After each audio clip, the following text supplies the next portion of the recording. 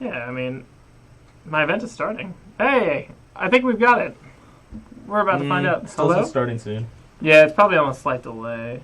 You might want to try refreshing it even. Okay. But, yeah, so it is April 20th. It's 4:03 here. It says I've been live for...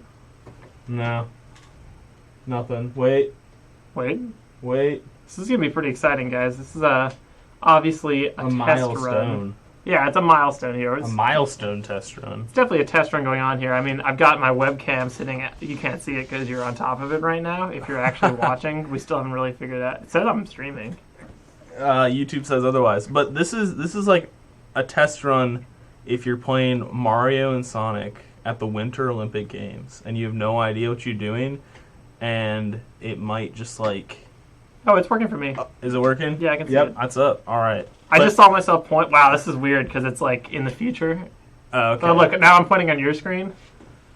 Now I'm pointing like again, so now I'm going to be talking about myself pointing, and it's going to come up with me pointing. Crazy. This is like... mind-blowing Inception Yeah, stuff. pointception going on here. Pointception? Okay. Yeah, pointception, I guess. I was looking for the comments section. I can read comments, but I'm not in the channel to... Oh, you can... My mom says that she can see us, so that's very nice. Hi, Thanks, Mrs. Mom. Lowry. Can you hear us would also be... I assume you can hear us, but... If you can't hear us through YouTube, you can go on to Bearcast Media. We are also doing our normal stream, which is why we're in the studio and not just, like, not just hanging out in the apartment. Yeah.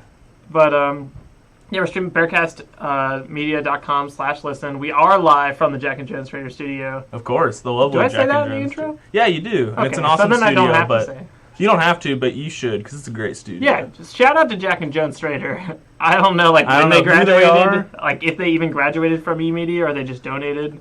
But, yeah, so that's pretty cool.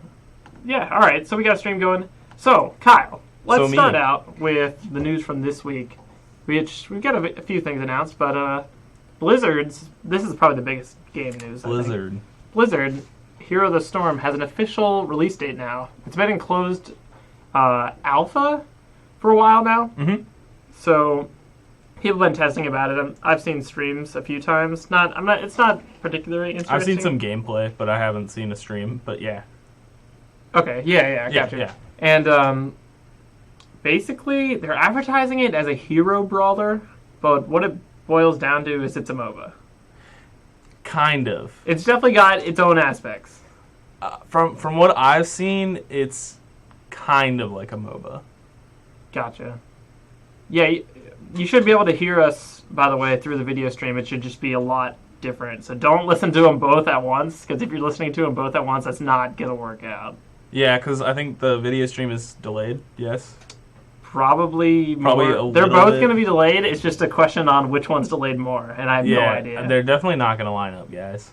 Yeah, so make sure if you're going to listen in and not watch the video, then just listen on Bearcast. And if you want to watch us do stuff, maybe see... I've got my little screen over here. You can probably see my mouse moving around set up so you can watch what we're going to talk about, maybe. We've only got 4 things on the lineup right now, but, I mean, we've got plenty coming at We can always just bash Nintendo for another hour. We can always just bash Nintendo.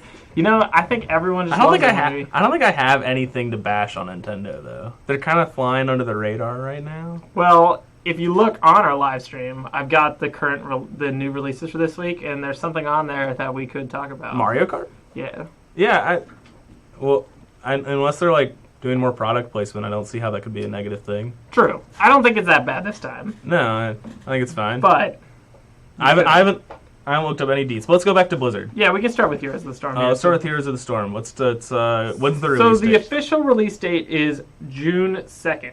Wow, that's soon. Yeah, that's coming up soon. But do you know what's even sooner, Kyle? Oklahoma. Damn. True. You can't. I win. You just won the radio show. All right, guys. I'm adding out because I won. Welcome to KJ Radio. But May 20th is sooner. That is sooner. It's the open beta for Blizzard Heroes of the Storm. Oh, so that means I can play it as well? Yes. Anyone can play it starting May 20th, but it's not the official game release until June 2nd. So that's literally a month away. Yes. That's awesome. Wow, I didn't even think of that. Yeah. Yeah, it's 1 month. 1 month, 30 days. Pretty big announcement. Apparently the game's been like working really well though, is the thing. They have 30 fighters available at the start, 7 different battlegrounds. That's pretty impressive. Which is a pretty big... Does Smite have more? I don't know. That's what I was going to ask you, because you've played more Smite than I have. I've played because I haven't played Smite. I've played 2 different game modes on Smite. Yeah. So I know they have at least 2 maps, but I don't know if they have more than 2. I assume they do, maybe. I've seen, I think, 3. I'm gonna confirm Smite as 3. That's my guess. Okay, so like 2 or 3? Yeah, I'm gonna. They're probably the same size as League. Gotcha. Wall. Yeah, I'm trying to fix my mic so I'm not like completely blocked out. Over here. Yeah, let's look over there. Well, when you look over there, then wow, I'm seeing myself point from. Okay, whoa! Wow, this is just weird. Anyway, this show's gonna be a little like less focused than normal, to say the least. But I mean, that happens, especially when we're dealing with new technology. So yeah, here's the Storm. Check it out. Should be exciting. Blizzard always makes really high quality games, which you've seen from. They have an awesome website right now. Actually, I'm looking at it right now. That's what I was just over there doing. For Heroes of the Storm. For Heroes of the Storm, it's very interactive. It's very cool, very pretty, very Blizzard. Duh. Yeah, I remember when we were talking about Overwatch on the show. That was probably even last semester. I'm not entirely sure. They also had a really nice website where we were looking for information. I feel like Bryant was on that show, right? Shout out to Bryant. It looks like they have characters from all their games. Is that confirmed? Yeah. So it's like a combination between Super Smash Brothers and a MOBA. Because I see like Diablo and Tyrael. Tyrael? The guy, the angel from Diablo 3. We'll just call him Tyler. That's not his name. So I see I see the Queen of Blades from StarCraft 2. I see a giant panda from World of Warcraft. There's some Hearthstone cards I definitely see. There's a fairy dragon over there. The 3/2 that can't be targeted. Yeah, can't be. Yeah. Yeah. So that's interesting. They just recently announced Sylvanas Windrunner to be a playable character. I think that was the newest announcement that came along with the release date. Yeah, the Banshee Queen. Yeah, they have the Lord of Sin, which is just a grosser version of Urgot. Wow. Grosser than Urgot from League of Legends? Asmodan is pretty disgusting. We fought him. I don't know if you remember him because all the bosses that was mold him? Together. Yeah. Yeah, no. He's just a giant Urgot. Yeah. Yeah. Yeah, I remember him. He is pretty gross. I'm pretty sure he's a tank. Okay, yeah, that doesn't really surprise me. Heroes of the Storm, they're planning to have a lot of esports productions behind it, basically. Blizzard seems to like really want to hit esports hard with Heroes of the Storm. So you'll have to keep an eye out for that. Maybe there'll be another big player in the game, because right now, like, we have League and Dota, obviously. Hearthstone's getting bigger and bigger. I mean, WoW's always had an esports scene, but it's never been like now this is different than Overwatch? Yes. Overwatch is going to be like a first-person shooter. Yeah. Like okay. type. But that's a while out. 2016. 2016, yeah. So, yeah, we're pretty early into 2015. Considerably different than Overwatch. Maybe we'll see some Overwatch characters in Heroes of the Storm, like, once that gets closer. Yeah, maybe. I'd assume. I mean, the Overwatch characters looked really... I'm kind of upset at Heroes of the Storm, simply because... Why is that, Kyle? It's boring.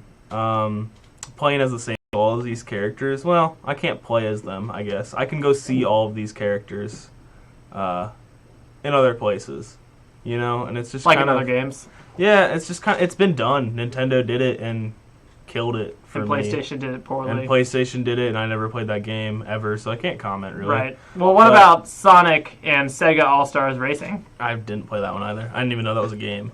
It is. Yeah, I don't know. It's just like I see some of these characters, and maybe it'll be cool to like actually play as Diablo for once. But it's also they also all have different games. They're all in different. I don't know. Not a huge fan. It doesn't seem like a really good game itself. It just doesn't. I don't see myself play a different characters are found in other games. Yeah, like you'd rather have new characters, basically. Yeah, I would if they went with all creative new characters. That would be very interesting. So be on the lookout. Here's the Storm. We're very skeptical on. I'll try it. I will. You're gonna try it? Yeah, we should try it. We should all try it at the same time. Is it free? I assume. You know, it feels like something we should know as radio show hosts. Now I'm thinking about it, but Hearthstone's free? You know what? I'm going to go take a gander. I can tell you one thing. If it's not free, it definitely has a free demo to a certain level, because Blizzard just loves that.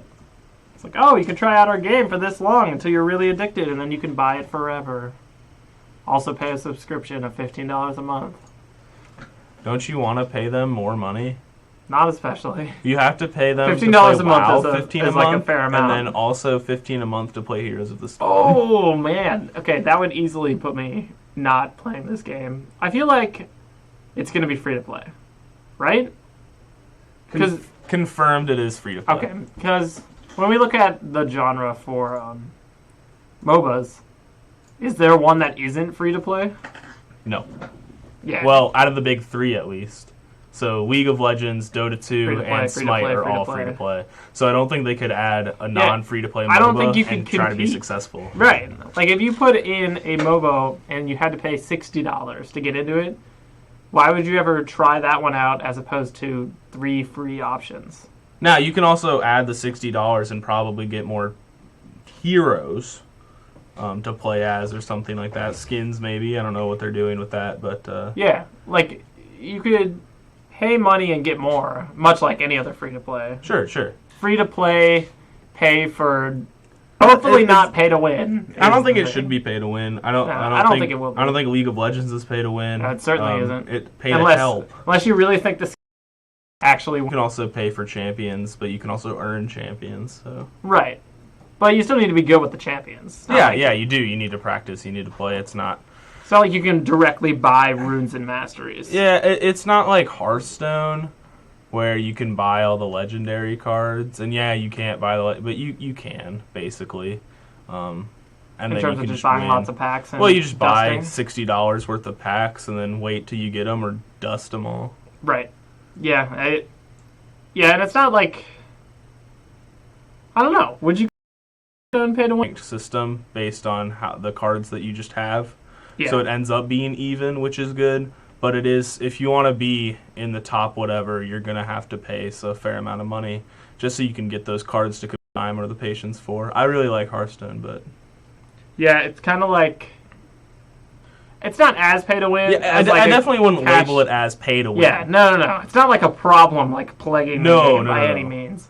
But yeah, I see what you mean. It's pay to gain an advantage. Obviously... Or hurry your deck building along. Right. Because it's not like you only are able to buy it through money. It's not like Magic the Gathering, your only option is to buy cards through money. Yeah, There is no option to do it by just grinding, like lots of games. Yeah, because it's not a video game, it's real life. Yeah, because it's real life. But, you could try to be like an indentured servant to someone that sells Magic cards, so then you could technically like grind your way to victory. Yeah, I suppose. If you were good enough, you can grind your way to free Magic cards by like winning tournaments, like drafts. You could literally grind your... You could, yes, that is true. It doesn't have to... you never know, man. Dude, did we just like support prostitution on GG Radio? Is prostitution payment via Magic cards? Well, I mean... I don't know how. Is it prostitution if you're just like rubbing like up against someone slightly? I guess not. To music? Yeah, no, it's not in prostitution. A club? Then it'd be like it'd just be weird. It's dancing. Just don't do that. For Magic cards, especially, or just in general. Just in general. Yeah, probably. That's just not a thing you do. We don't condone that at GG Radio. None of the opinions reflected by... Yeah. We need a bunch of... That could have been one of our slogans that you were sending us millions of. Those are good. The opinions do not necessarily reflect the views of Bearcast Media. I don't often toot my own horn, but those were pretty awesome. Yeah, earlier today, Kyle was sending in our group chat named Bruh, I believe, right now. Currently, yeah. And it's been Bruh for a while, actually. Yes. I like it because then even if I read it, which sometimes I do, as like the start of somebody's message, it just says it still bruh. makes sense. It's like, bruh. I'm not going to say it's better than anything because then someone will change it to that. Dang it. Good call. Brian's listening. Like, yeah, waiting Brian's listening. for Kyle to say the word. Yeah, but Bruh's good. I think Bruh's our best name in a while. Yeah, so do you want to read any of your favorites then? Maybe you, the listeners, can help us decide on a slogan for GG. I don't know. I kind of like changing. GG changing? No. Like they're like our slogans are ever changing. But if we're always changing, Kyle, how can we ever have a cohesive branding? Because we're always GG. It's just what's after the hyphen. But people will be so confused. No, because people then can submit, and then they can be featured. Featured? Yeah, like our slogan today comes from this person. Okay. At LOL haha 420, man. To avoid bad words. Yeah. What's the slogan in your example? I want to hear it. I don't know which ones we got. Which ones did you like, Dean? Kyle, I'm supposed to put you on the spot. Oh, fine. Have you not figured out how this show works yet? Oh, no. Man, I like GG where the G's don't stand for anything. That one was pretty good. The silliest, most random one is GG. We put armadillos in ice cream for fun. I like GG the Phantom Menace, which was sent in by Brian. And then we also had a follow-up of GG the Phantom Dancer.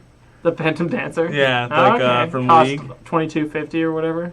2,800, doesn't it? 2,800. Yeah, it's expensive. Oh yeah, it's expensive. That's why no one buys it. Because Static Shift's 2,500. I bought it in the last game we played. I'll have you know. And Static Shift. I was playing Ash 80 carry because Ash is a great champ. She's so bad. GG. But it was fun. I can't believe it's not butter.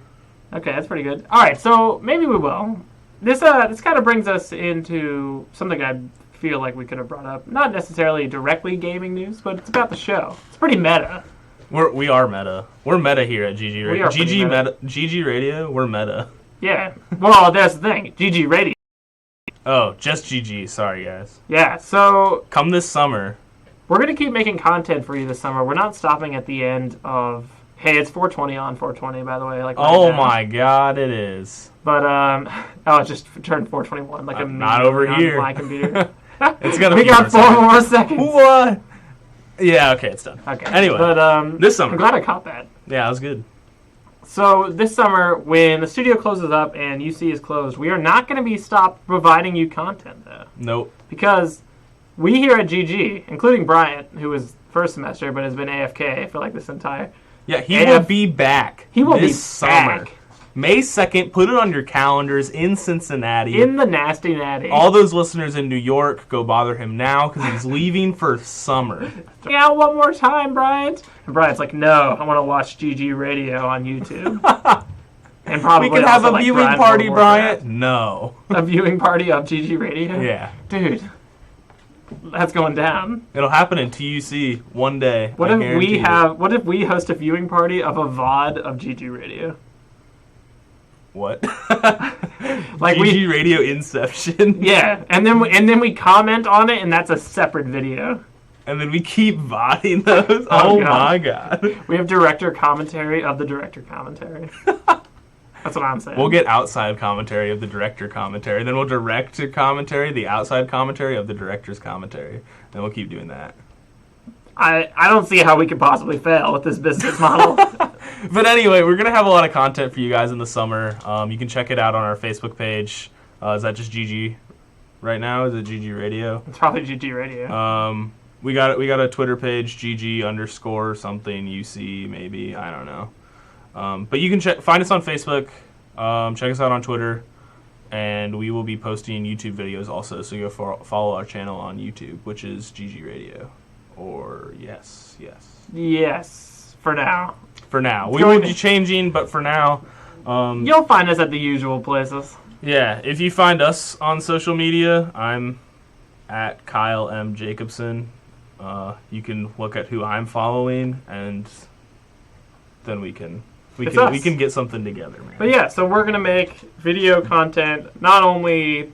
as we're gonna continue doing GG as a show. Yeah, of course. Probably on video, like we are right now. Hi again. It's like the blue lights on the camera. I think it's weird that it's sitting on sterile, waterproof adhesive pads. If you call in today, you will get a box of sterile, waterproof adhesive pads. I don't think there's anything in there, and I can't check because it's under our webcam. All right, well, I will buy you sterile, waterproof adhesive pads. You heard it today, folks. Well, do you want to make it like a Twitter challenge, or do you just want to... The challenge is you need to go on YouTube, find our YouTube thing, which is on our Facebook page, subscribe, and post Latoucan. Latoucan seems like a bit... What if we just make him subscribe? Fine. if you get bonus points for the toucan. Bonus points for the toucan. I will give you something else that isn't as awesome as sterile waterproof adhesive pads, but it'll be equally okay. Yeah, sorry for having slight buffering issues. I mean, obviously, it's our first time. It's his first time on his own. Congratulations. But we're running off a secure wireless, which is a little janky. Really fast, which is great, because I'm trying to stream at 1080p, and it's like, yeah, that's great. You have great speed. And then all of a sudden it's like, oh, we lost your entire video. And then it's like, never mind, you're back. So if we're having like buffering issues, that'd be why. Hopefully it's better in the future. Hey, during the day that we decided we were going to do this, I was playing World of the Warcraft, and Dean's like, "Hey, we're going on video today," and I was like, "Dang it!" And then I cut my hair and I trimmed my beard. No, I didn't do any of that. That's a lot of stuff to do. Yeah, I actually just continued playing World of Warcraft. Yeah, we're getting... Yeah, see, stream stat is bad. It was just good 2 seconds ago. I know, because all of a sudden the internet's like, nope, I don't know if we want to support you guys. Okay, I have another huge announcement that I want to talk about. Yeah. Game I'm really excited about. I know you are too. I'm pretty sure its release date. And also a few more details. So DICE, who is making Battlefront, has announced that they were going to release their game November 17th. November 17th. 2015. Okay, wait a minute. Wait, hold the phone, Kyle. This is like a bad infomercial. November 17th, you're telling me? I think so, yeah. Pretty sure. Doesn't the movie come out like Christmas time? It comes out on Christmas. So should we expect anything from Star Wars 7 in the new game? I don't know. The game takes place after the 6th movie. But before the 7th, then? Probably before the 7th. Oh, okay. I think it's a unique storyline, I would assume. Well, is it a storyline? Okay. That brings us up to our big topic. Yeah, there's the big topic. The details are announced. There is no single-player campaign, which is why... Yes, gasps, shout out, or cry. There is no single-player campaign, but there is a single-player mission thing. So it's like a contract... / cooperative. Yeah, / cooperative. You can play online with people or offline with people. Up to 2 offline, I'm pretty sure, which is just like the other ones. So it's... But I think it's just going to be like, here's your contract. Go do this thing on this planet with these people. And you'll earn rewards, I assume. They haven't really announced a reward date. But also, you can play online against other people, which is really awesome. I think it's a 20v20. Which is awesome. They have confirmed you can control things like TIE fighters, AT-ATs, speed bikes, and snow runners, and also the Millennium Falcon. That's crazy right there. I did not expect that. Playable characters that aren't just normal guys have confirmed to be Boba Fett and Darth Vader. It's pretty exciting. So I don't know. Wait, Darth Vader? I thought it came place after the 6th movie. That's what they said. So maybe there's a flashback mission. It could be like over the course of all the Star Wars movies. I mean, or maybe there's like something. I assume you're not going to be able to be a Jedi on a 40-player multiplayer unless you're all Jedis. Yeah, maybe there'll be like a special mode. But so maybe there's something there. But yeah, does Boba Fett also die in the 6th movie? No, Boba Fett's fine. I feel like Boba Fett's just like Leia. Boba Fett just like turns in Han, gets his money, and then pieces out or something like that. But no, it should be really fun. I'm really excited for the game. I loved the first one and the second one. Yeah, we talked a little bit about it last week on the show, but we didn't have these details. To confirm a lot of the stuff we were like saying might happen. Basically. Yeah. I mean, I was looking for vehicles. That was a lot of vehicles they mentioned. Millennium Falcon, still really weird to me. All of this kind of weird to me. So, we don't get a single-player campaign, which is like, okay, since they are going to be doing those missions to me. Yeah, that's fine. But they also announced you're going to be able to play as these characters. And it seems... Are we able to play those characters for those specific missions, or are we allowed to play them all the time? Is the question. My specific famous ships in specific missions. Now, whether there's like one Millennium Falcon mission or there's like 100, I don't know. But I don't think that you are going to be able to control Darth Vader in a 40-player online deathmatch. That would just make sense. It just would be too toxic otherwise. Yeah, he'd be too powerful. I mean, Darth Vader would be able to mow down everyone because he's Darth Vader. In theory, yes. unless they make the Jedi super underwhelming and then they're just bad. So the thing I always thought was cool about Battlefront in the first place, and like the thing that makes it different from other Star Wars games, is the fact that you are playing as like the frontline soldier. You're on the battlefront. Which in 2 they kind of swapped up because then you got leaders, but it was still like leaders. They were rare. But you had to earn in 2 frontline guys.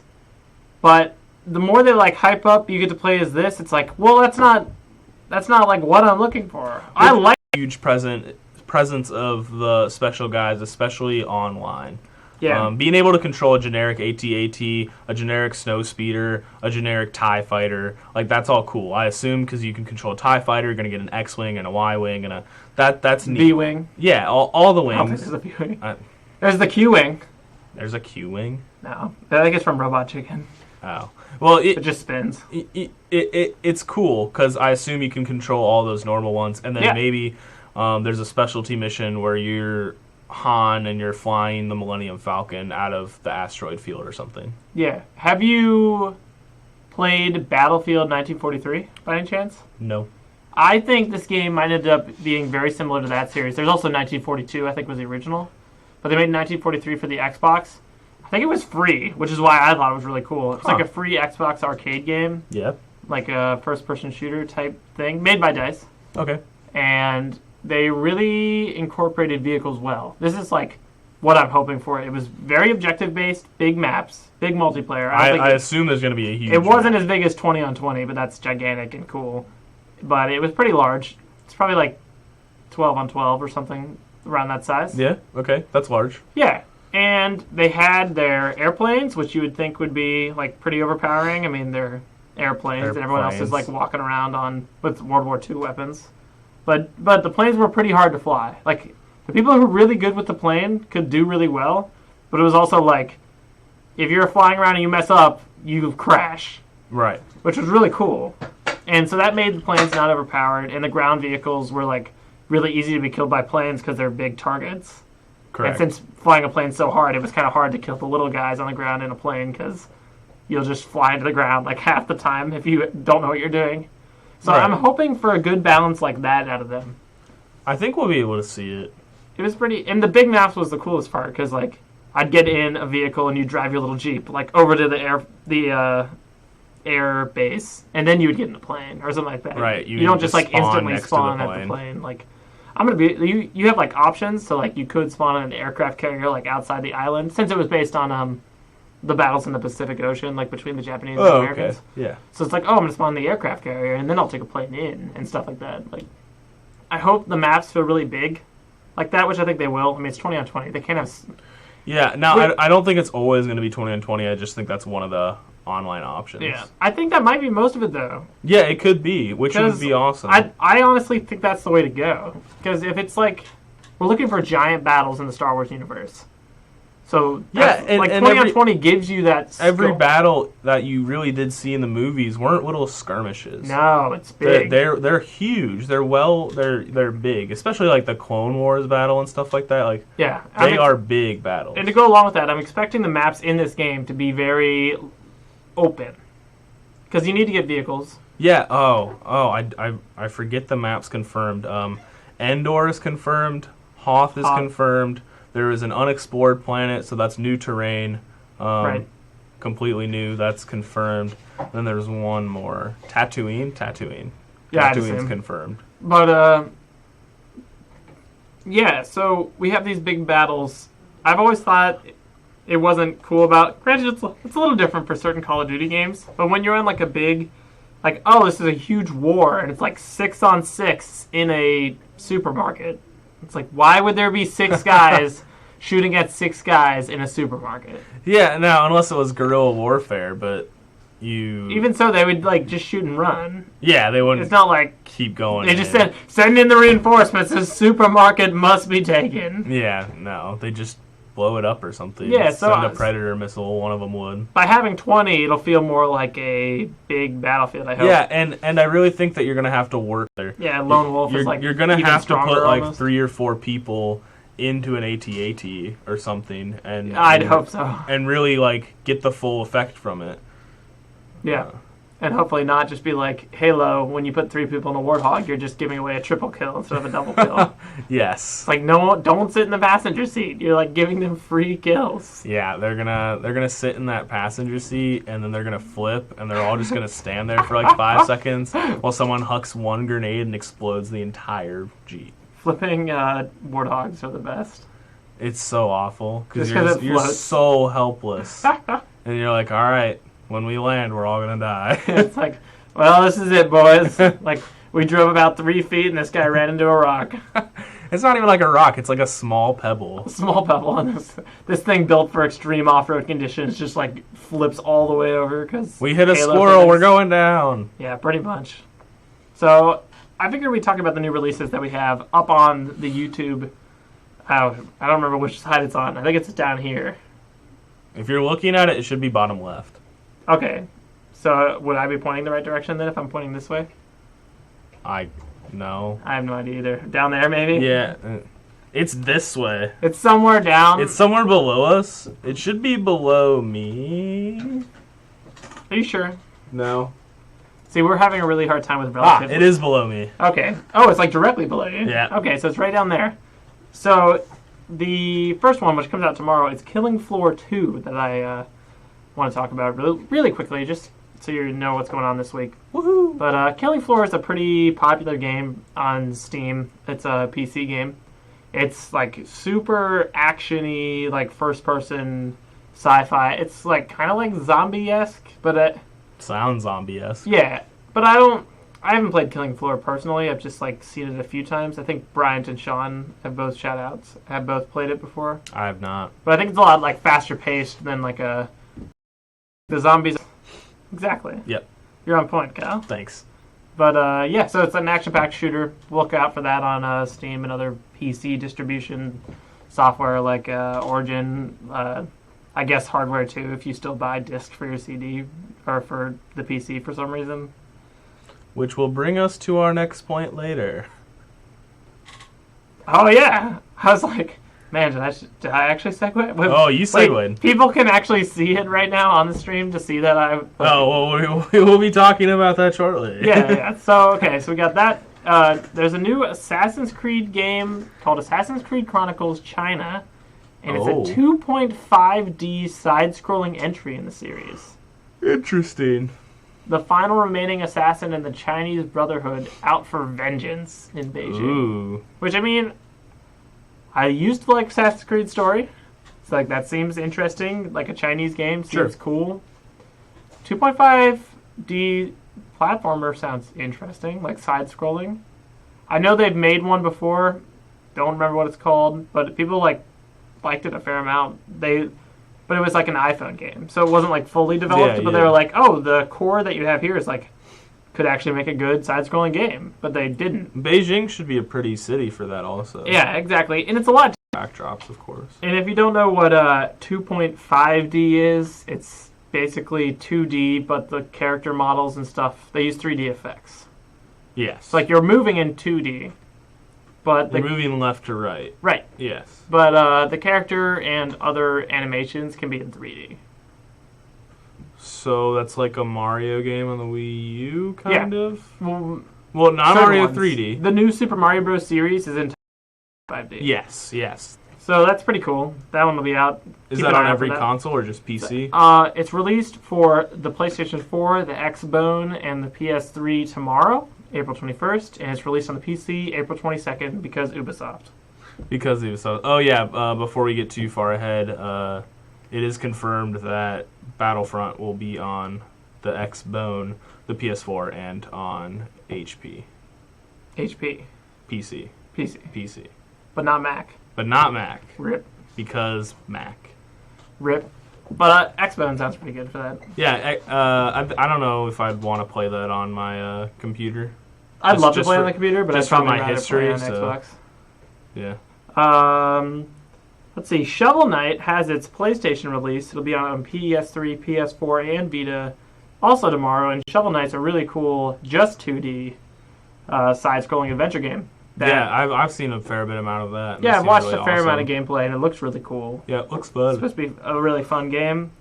Moving on to Wednesday, we have that Assassin's Creed out for PC, like I said. Thursday, we talked about this on the show on one of our first few shows, I feel like. Really? Crypt of the Necrodancer. Oh, yeah. Yeah, do you remember Bryant talking about this? Yeah. It's a hardcore dungeon crawling rhythm game. Yeah. Awesome. So, yeah, basically, sign me up. You move around in like a dungeon crawling like space, very adventure-y, like all those kind of games, except you like move with the beat and your attacks are with the beat and do like extra damage and stuff. And you can control this game via dance pad, which is pretty hilarious. That is pretty hilarious. So yeah, this is its official release. I think it's either was on early access or beta. I don't know which one. April 23rd. Also on Thursday, Mario Kart 8 DLC Pack 2. How much does that cost? That's a good question, Kyle. How much do DLC packs cost for Mario Kart? I will find that for you. I thought it would come up on my first link. You want me to find it while you tell them what it is? DLC Pack, which is a pretty big deal because Nintendo historically hasn't been releasing any. You're going to have a few new characters as well as cards and courses. Of course, they added 2 cups each pack, I believe, as well as some characters. Big thing, though, and this is pretty big for the entire game, they added a new racing class. So, I heard about that. That's really awesome. So, you already had 50cc, 100cc, 150cc as in every Mario Kart. And they added 200cc, which will make the game even faster and more difficult because it's faster. So that's really cool. I did not see that coming from Nintendo at all for the DLC, but it's like, good idea. You should have done that. Like, great job, pretty much. They should have done that years ago. Kinda, yeah, but they did. Congratulations, Nintendo. I clap for you. I know the new characters are, like, Dry Bowser. Yay. Who wanted Dry Bowser? Who out there, like, I need Dry Bowser in this game to go along with my 8 babies and my 8 different versions of Koopa Kid? Both DLCs are $8. $8, that's a pretty good deal. Especially because you get 8 tracks. You get 8 tracks, you get Villager, Boy or Girl, you get Isabelle? Yes. And Dry Bowser. And Dry Bowser. Yeah, that was the thing. Like, the characters completely underwhelmed me this pack. Also, 4 vehicles. 4 vehicles, that's cool, because they have different parts and everything. It's looking like 2 bikes, 2 cars, which is what the last one was also. Completely underwhelming, but new game mode is awesome, and new tracks. And Nintendo really embracing the DLC. Like, hopefully these are going really well, and they'll see that this is a viable option for other games. Here's a big thing. Props to Nintendo again. If you haven't bought the first DLC, you can buy both for $12. That's savings of $4. That's awesome. So that's really cool because I don't think my younger brother plays Mario Kart. I don't think he has the first DLC. If you wanted both, you can get them for $12 instead of. Okay, so first thought, that's awesome because I don't have the first one, and like that's a cool idea. Yeah. Horrible. Like, well, okay, maybe they get it cheaper too. You can say that about anything though. Now, and I bought them for $60, and I was thinking about this just the other day. It's like games are gonna go down. You're not paying for the game. You're paying for right now. Very true. I don't think depreciation's like. I think this is a little different though, just because it's the next. It's like, oh, you can get that game plus this one for $12. Well, when I played Borderlands, all of the DLC came out at different times, and they all cost X amount. Yeah. And then I bought the Game of the Year edition, which came with the DLC in it, and I bought it used, and I got all of that. I got the game and all of its content for like $20. Right. Like you're paying for now. If you don't want the DLC, maybe you wait, maybe you see if it goes down in price. But I don't think with DLC. I think this is a good bundle. No, it's definitely a good deal. That's for sure. Like I think it's a good bundle. I think it's a smart idea, and I don't think it's gonna hurt too many loyal Nintendo fans that are really excited about this. Yeah, I mean, it's been a fair amount of time since the first DLC pack. That would have been last fall, right? Like, it's been like 6 months. Because that was the one with Link in it. That I was like, why do we have Link in this game? It doesn't say, but yeah. Well, they're adding more people now that shouldn't be in this game. So Mario Kart is developing into my Nintendo Kart idea, slowly but surely. Yeah. I'd rather have them either go all out or not do it, though. Yes, I know. I don't want Link racing with 11 Mario characters. That is dumb. 11 baby Mario characters. Yeah. Next, Link. We're going to have baby Link characters we're going to play. It's like, oh, now I can play as slightly older than baby Link? What if they have, like, baby young Link and baby normal I thought Link? it was ridiculous that they added Link in the first DLC, right? Yes. But then they added, what, Catsuit Peach? Oh my god, yeah, they did. And they added, like, Tanuki Mario. Right. It's like, so instead of thinking of actual clever new characters, you added 2 of the exact same characters with skins. If you want to sell skins... And they already had them. They already had Baby Mario and Baby Peach. If you want to sell skins, and like sell Metal Mario? skins. I'm all for you trying to raise your revenue with selling skins. Do that. People love personalization. Sell a Tanuki Suit Mario for like 99 cents. But add new characters on your DLC that are actually cool. If you're going to add Link, you might as well go all out and add Zelda. And then you might as well add Sheik or Impa or someone else. Or just add any of those other Mario characters, too. Like, yeah, like I agree. Goomba or Bob-Omb or... Yeah, like anything. whoever's missing from any of those like classic Mario villains, like is Birdo racing around? I have no idea. Is, I haven't played the game in a while. The PD Piranha? Yeah, I want PD, King Boo. Yeah. There are so many people they could add, and then they're like, Tanuki Suit Mario! Don't they have Metal Mario? Isn't Metal Mario a character or something like that? I don't know. They have, because if it is, then they'd have Baby Mario, I understand normal Mario. that Mario is your baby, and you're going to cherish him forever. You're going to milk Mario. But forever. All right, we just ranted about Nintendo. But come I know, on, I was about to Nintendo. say that, but I was just going to let it go. Come on, Nintendo. Like, you have this opportunity to not only make it an incredible Nintendo racer game, but to just start adding that DLC now and seeing what happens. And you're not doing it. You have the opportunity, but instead you're reskinning. You want to sell skins? Sell skin packs. I'm all for it. Give Tanuki suits to everyone in the game for $10. Yeah, how much work did it take to make a Tanuki Suit Mario? It did nothing. If you want to sell that all, I'm sure someone will buy it. It doesn't take that long, and you'll make some money. Ridiculous. But if you want to add a DLC, then add a DLC. And rent. Case closed. Case closed. You heard it here, Nintendo. I hope Nintendo just like listens in for all the next business meetings. We're going to get like a cease and desist letter from Nintendo. No, I feel like they'll be like, thanks, once they fix it. Once they they fix listen to it. us. Yeah. Because they need to be hearing this. They really do, though. It's not like these are outrageous ideas. I'm not like, Nintendo should stop making video games forever. I'm like, I'm trying to help you. Yeah, I want Nintendo to help me help you. True. I feel like Nintendo just listens and cries like a lot. Oh, probably. And then they fire everyone, then the new guy comes in. It's like, I got a fresh new idea. It's like, let's Tanuki not have Suit any Luigi.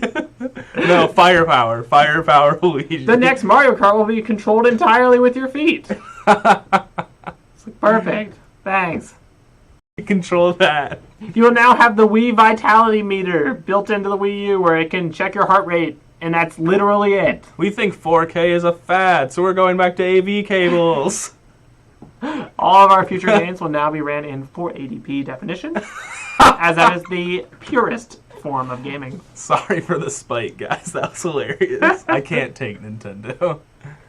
It's like the drawing board. You know how people have a drawing board, like what ideas do we have, right? Yeah. Yeah, well, it's almost like they have a bunch of people throwing great ideas on the drawing board, and then there's like that one guy that didn't do his homework, like, Tanuki Suit Mario, and then they go with his idea every time. And then Miyamoto's in the back, like, it's like, that just might work. It's like, Bill, what do you got for us today? You're a genius. Catsuit Peach. He's like the worst employee. Everyone's like, that's amazing. No, he's despised by all his co-workers. It's just the leader. Except for the leader. The boss is just like, that's amazing. Like, you do it every time. And everyone's like, oh my god. How do you come up with these ideas? No homework, and he's like, try Bowser. What if we have the same thing but slightly change their appearance? He's the one that came up with babies. He came up with Shadow. He came up with Driver. And they can exist in their games if they have a purpose. Like, Dry Bowser makes sense because he falls into fire and becomes Dry Bowser or something in one of the games originally. I don't remember exactly. It happens in a DS one. I know that. Yeah, but, like, he doesn't need to be a Mario Kart character. It's like you have Janice over here, and Janice is a hardworking individual, and she's like, Microsoft Comics DLC and Kazooie both get a car. Oh my god, that'd be awesome. Let's put Banjo back in Nintendo Lives. Try Bowser. Like, So we could have had Banjo and Kazooie, but Janice got shot down. Janice was actually fired. Janice is now unemployed. no, Janice. How can we help you? What's Janice's last name? Janice. Joplin? It's Janice. Janice? Yeah. Was she named after her, like, mom or something? I don't know.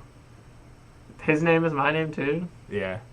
Whenever Janice is made up, but Oh, what? yeah.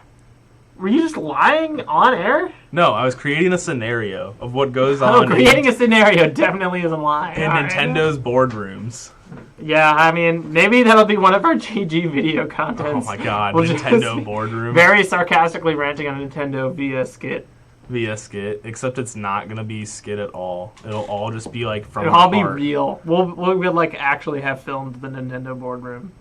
Can we all just get our Wiis and just break them? Just videotaping smashing the Wiis. Yeah, we can drop them from different points on campus. You know, if I dropped in broke it, let's see. I'm trying to think of a way that I can destroy my Wii and have it be more useful than it is now. But that's like, it's the same amount of useful no matter what. So maybe if we were trying to get something that was like really hard to open, and I like dropped my Wii out of a 4-story like window, then I'd get way more use out of my Wii than I have in the last 10 years.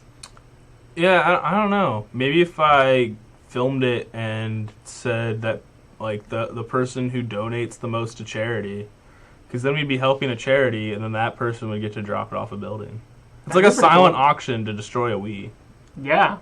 I mean, yeah, okay. I like that idea. If we took out the innards of my Wii, like all the technology, and I used it to hold business cards, then it would Yeah. be way more useful than Yeah, it is there you now go. for me, and I don't have any business cards. I don't know if business cards, maybe business pamphlets, because I feel like Business it's pamphlets. yeah, because like here's GG Radio or GG That's true. rebranded. We're new. I could drink out of my Wii, and it would still be better at being a drinking container than it is at being a video game console. If you guys have any other analogies about how useful our Wii could be instead of just actually playing the Wii, you should hit us up. Yeah, I mean, don't even get me started on the remote. Gross. Well, That could hold business cards. Or That'd be like cool. chopsticks. I don't know if it's small enough for chopsticks. You'd have to like attach something on the end. It could fit chopsticks. Oh, like in it. Yeah. Yeah. Oh, that'd be pretty cool. Yeah. Okay. Chopstick holder. Maybe there's like a website because I know people make their GameCube lunch boxes. GameCube lunchboxes are pretty cool. Yeah. Yeah. So maybe there's something you can do with the Wii, but they're really small. Is the thing. They are kind of small. And the Wii does not play DVDs. Really? Did you know that? I didn't. I just assumed. Okay, so are you ready for this next one then? You assumed the Wii played DVDs. Does the Wii U not play DVDs? The Wii U does not play DVDs. Or Blu-ray? No. What? The Wii U does not have a DVD player.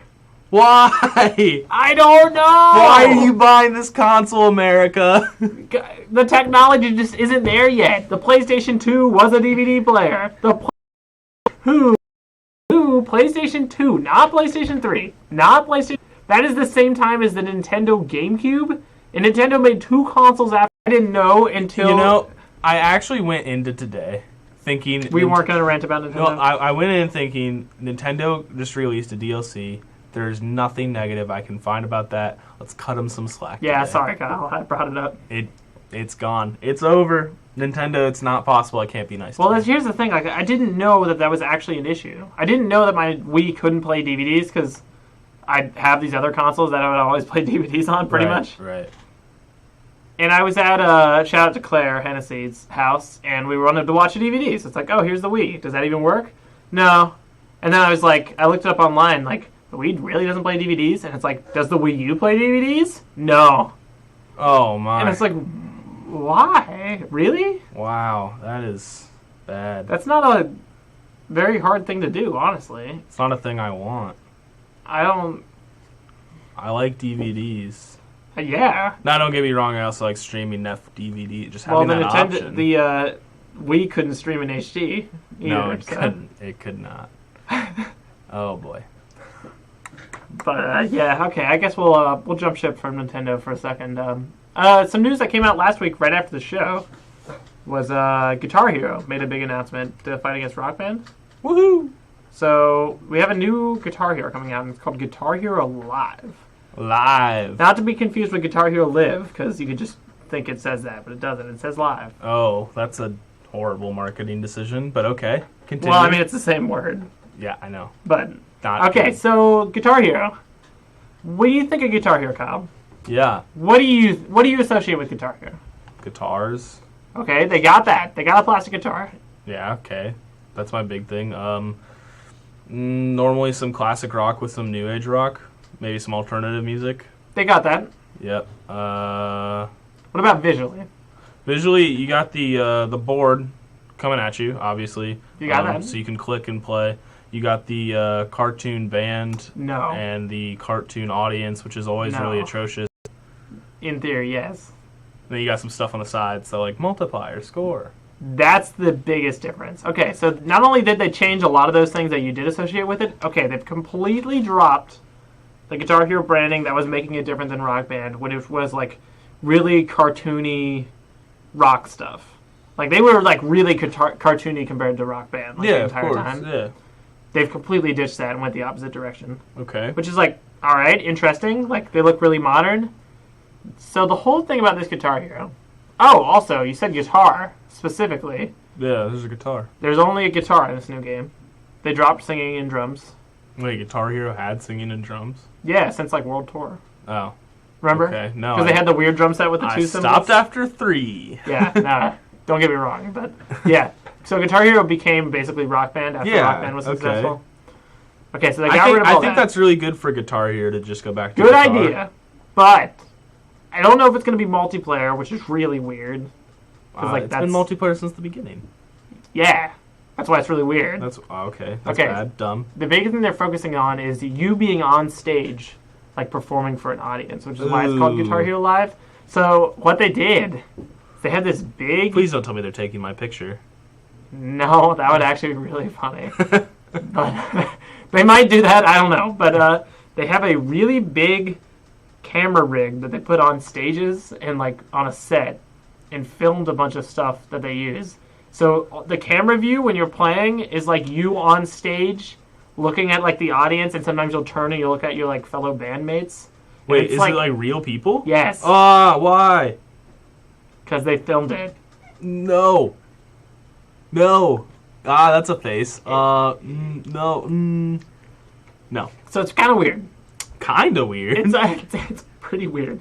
I was watching the video's done pretty well, but it's like I don't know. I kind of liked seeing my guy in third person. They're like, we're getting rid of the third person. You used to like look at the band, but now you were in the band. I kind of liked looking at my band. Yeah, I kind of liked customizing my guy and then having him stand up there and play. Like having him that was the point, because they had different skins and stuff in 3 and like different guitar skins. Now you're the guitarist, so like every time you go into a song or like you'll be like backstage, you'll be tuning, hanging out with the band members, and you'll like walk through the stage and all the groupie girls in the back are like, hey there, guitarist, and like weird stuff like that, and then you walk onto the stage and start performing.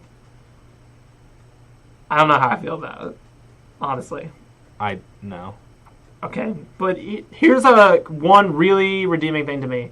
There's this thing. I don't know exactly what they're calling it yet, but I think it's like Guitar Hero Radio or Guitar Hero Channel or something. Okay. Basically, it's a 24/7 stream of like music videos with Guitar Hero like tracks. Mm-hmm. So like everyone in the world, in theory, like you could pick your own track on the side if you like own them or whatever, or you can tune into the stream and it'll just like keep bringing up songs for you. It'll play the music video in the background and you'll have your guitar here and you'll play your guitar. That's pretty amazing. That's a pretty cool thing to me, especially because that's pretty awesome. If they're using music videos in the background, they don't have to deal with programming like how the characters react and everything. Yeah. Like so that's a lot quicker turnaround. It's like way more similar to how Harmonix was able to just release DLC for Rock Band, like nonstop. But they're even making it faster. It's like, oh, this is popular. All we have to do is track the guitar. There it is, like live. And once you bought the bad news, big bad news, none of your DLC for Guitar Hero will transfer. No songs will transfer. That's pretty big for some people specifically, not as big for others. So that's pretty big for some of their loyal fans, though. Oh yeah, loyal fans is the one that's like really hurting from that. Yeah, it's not really people like me that might want to go play a Guitar Hero game and play the radio game the whole time. That's pretty bad. Gameplay wise, here's a really big difference. The guitar itself, smaller. It's like closer to like the Guitar Hero 2, like plasticky small things. Yeah. It's not licensed, so it doesn't look like any real guitar. Big difference. Dumb. The fretboard. So since Guitar Hero 1, where Harmonix made the original Guitar Hero, we've had the 5 colored frets.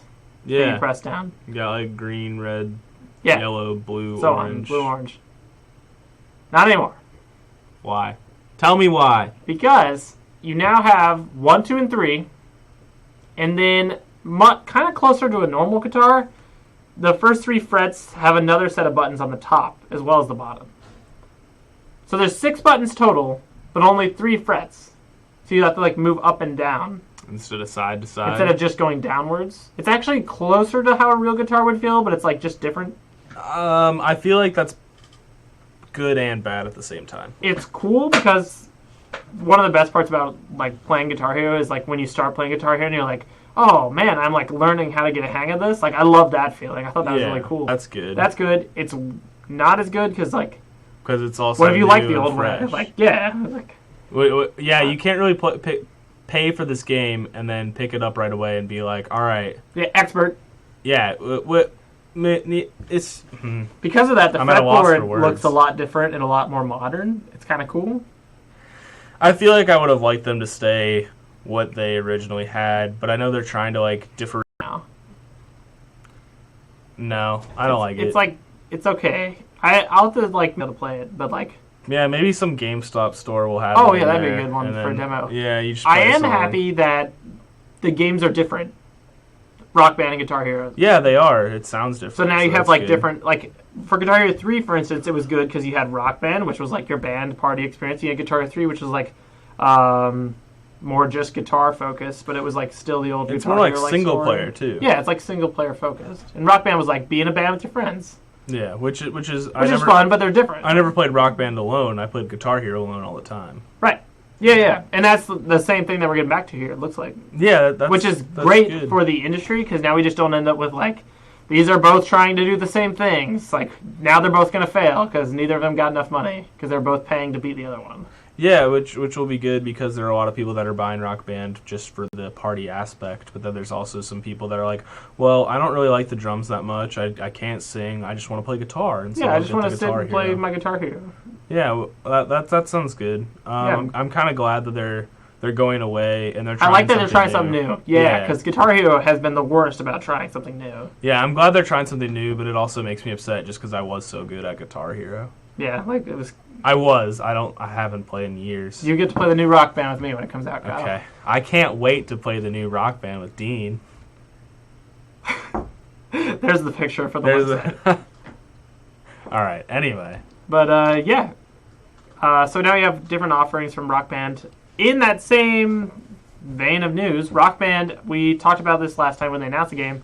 They said we're trying really, really, really hard to happen. That's a pretty big deal. Yeah, they got it. Like, awesome. So now all your Guitar Hero controllers, other than the brand new controller, because it has 6 buttons and is not the same at all. Yeah. And all your old Rock Band controllers are going to work. That's pretty good. That's awesome. Like, you don't have to pay $200 to play Rock Band with a full band if you already own the instruments. Yeah, that's pretty awesome. I would suggest picking those up if you can. Yeah, I don't know if I'll get new drums, but I think I'm going to get a new guitar.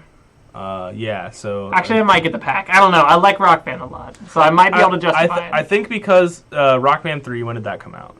Oh, man, like 2007 now. See, it's been so long. It's been enough time that you might just want to upgrade. Yeah. Not only to say... The instruments are going to be of way higher quality, too. If you don't have the money, then don't go for it. Just buy the game if you already have the other stuff. But it's a way to say thank you for making another one if you really like this company. Yeah. And maybe they'll make another one in the future. And it's also you're just getting better quality gameplay then. And, well, in theory, they're just going to keep releasing DLC like they have previously for a long time before they ever make another Rock Band. Yeah. Which is good. Right. Then you don't have to buy $60 games all the time. Yeah, but these instruments could last you another 8 years before they make another game. Oh yeah. So I say I'm not gonna buy the game, but I say upgrade. Yeah. That's my GG opinion. Now that your drums are all kind of like little sketchy, the blue pads like falling off halfway. Instead of just getting your instruments out of the closet and wiping the dust off, just keep them there. Get some new ones. Well, if you get the new ones, then you can supplement it with the old ones to have like the full band. Because if you buy the combo, it'll come with a mic, a guitar, and a drums. So you have your old guitar for the bass player, because who cares about bass players? And you have your old mic for harmonies. I care about bass players. Shout out to Bryant.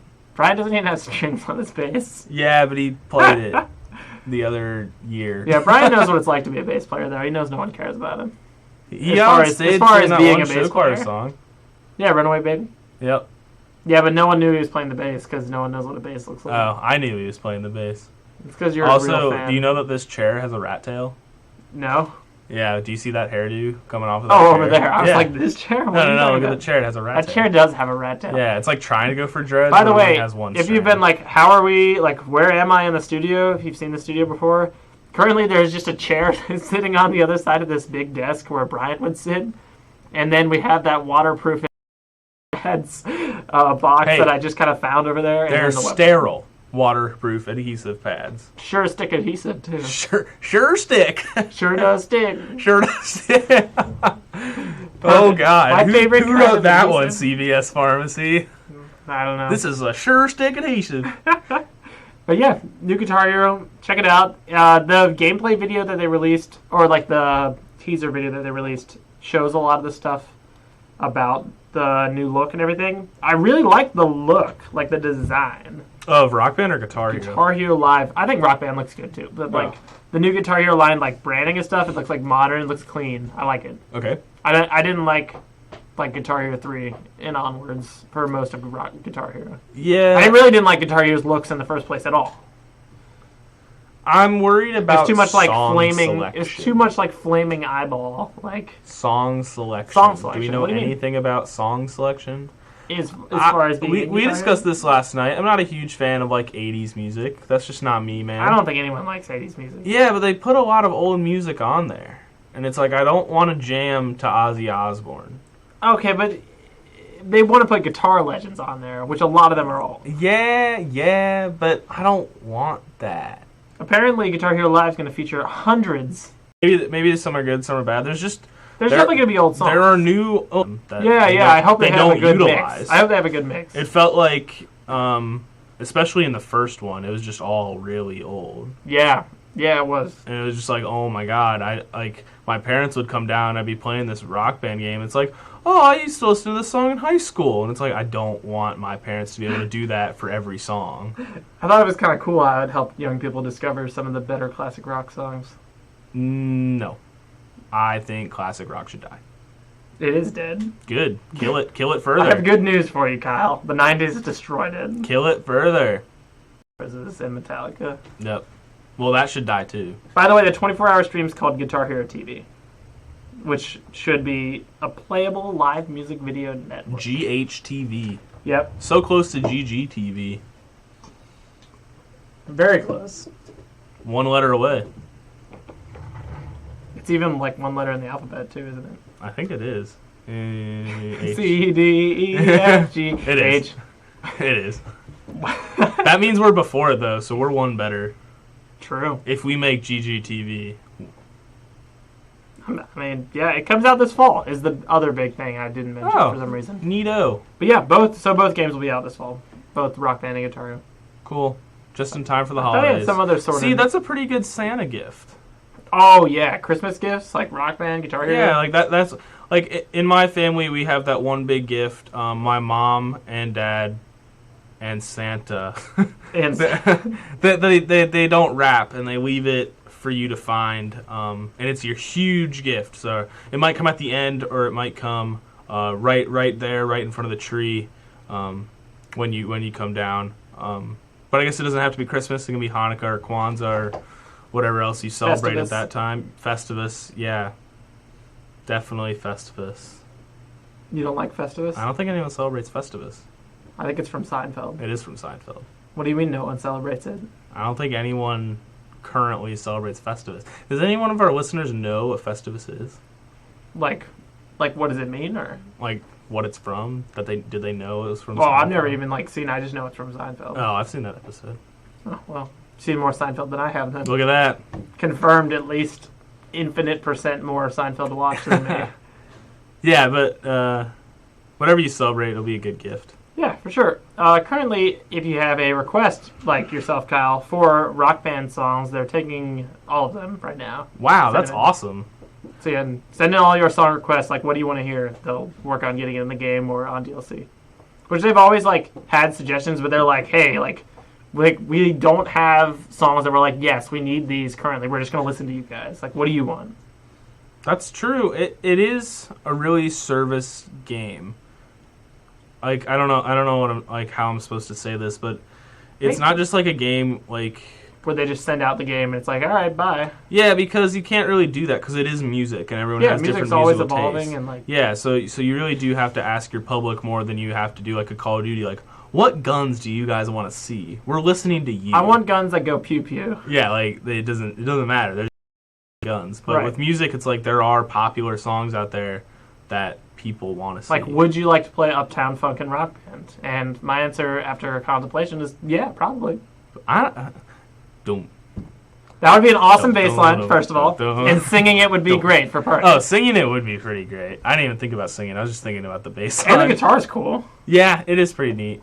Yeah, see? That would be a good song. Yeah, that one's got to be the harmonies can say hot damn. Like, that's awesome. Not put it on there. That's probably a reason not to put it on there, just because he goes that high. But I don't think it matters. It could be like a hard song and hard singing one. They like to keep the difficulty varied. Yeah, but it doesn't matter if you can get that high. It's just matching notes, right? Right. You don't actually have to. Yeah, you don't have to hit his pitch. Yeah. Yeah, correct? Is that the right term? Yeah. You don't have to have. You don't have to have the falsetto. Yeah, pitch, I think would work there. Right. Yeah, but I mean, they like to keep the difficulty varied, so they need hard singing songs, they need hard guitar playing songs, they need easy guitar playing songs. Like, you can't just say, oh, it's a Guitar Hero game, so, let's put all hard guitar songs on, because then there's no increasing difficulty. You need My Own Worst Enemy by Lit on there. You need Say It Ain't Barrier So to Entry by Weezer. You need I Love Rock and Roll. I Love Rock and Roll by Joan Jett, I think. Joan Jett, right? That's her? Yeah. She does that in Bad Reputation. That's her, probably. Right? Yeah. I mean, I guess I should be the one. I don't know. Confirming she's I'm the classic rock from the guy. 80s. Is that 80s? She might be 70s. Yeah, I don't know. Who cares? Okay, I like with 2 T's. I'm pretty sure. And the Black Hearts, Black Heads, Black Hearts. She would have started in 1975, but those big songs that we were just mentioning are the 80s. Okay. Well, good for her for having some big songs. Yeah, I mean, 80s still had punk music. It just didn't have, 70s classic rock sound. Mm-hmm. I know what you mean. Yeah. So it's, different. But, yeah, so be on the lookout for those. That's Joan Jett and the Blackheads. It's pretty awesome. They can be that's what I just said. I heard you say it. I just didn't even register how silly of a name that would be. They could be on a commercial for what's the company that always advertises their acne product? Proactive. Joan Jett and the Blackheads. With Joan Jett and the Blackheads. That would be so cool. All right, so moving on to our next topic, which is on here, and then we can go into our final thing that we almost segued into earlier. The LCS finals were this weekend. Okay. And we talked about them for a while last show. So we don't need to go necessarily as in depth. No, we don't. Please don't. But third place match, EU. You had H2K over SK. I think I ended up having SK over H2K. I think you did. H2K 1 and 5. Woo! It was a pretty close series. Super close. I didn't see any of it. No.